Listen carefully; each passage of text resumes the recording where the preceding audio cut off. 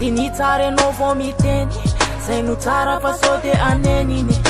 foane rano mafana raha nisy tsy nentina ataoko azafeniny za tsy malala na ino na nefa ianao de nikiasany andao netany pitita fa ohatra ka lasa voatery nitazonanao satria nivoady fa hoe tsy famitaka hoe anenjika nisany kitana fa nalatsaka andavaka na iakatrafona zana ianao tsy fanitsaka lasa nanokatra fery anao zay neferiko silapana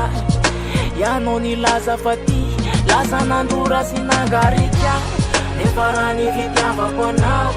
efa tanakavanaky anao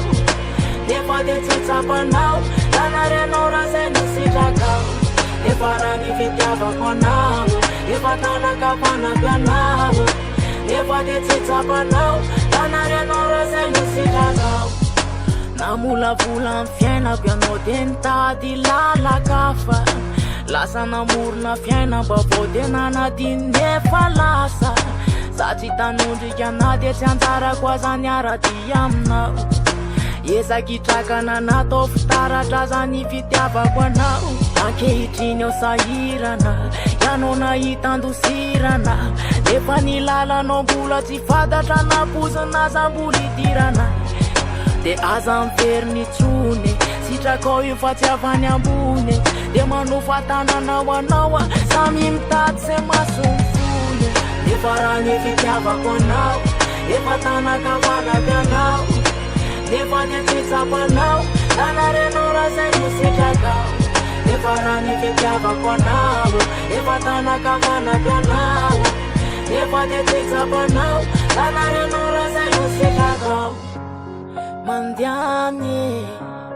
mandiane fanlalako efa tsy ho lalanao ya mandiane mandiane fanlalako efa tsy ho lalanao ya elasana elasana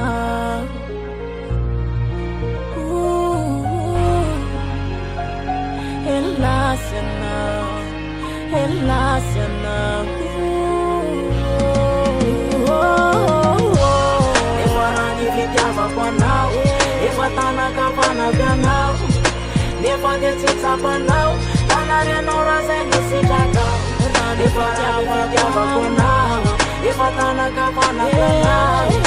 nefa de tsy tsapanao tanarenao raha zay nisitrakao nefa raha ny fitiavako anao efa tanakavanaky anao nefa de tsy tsapanao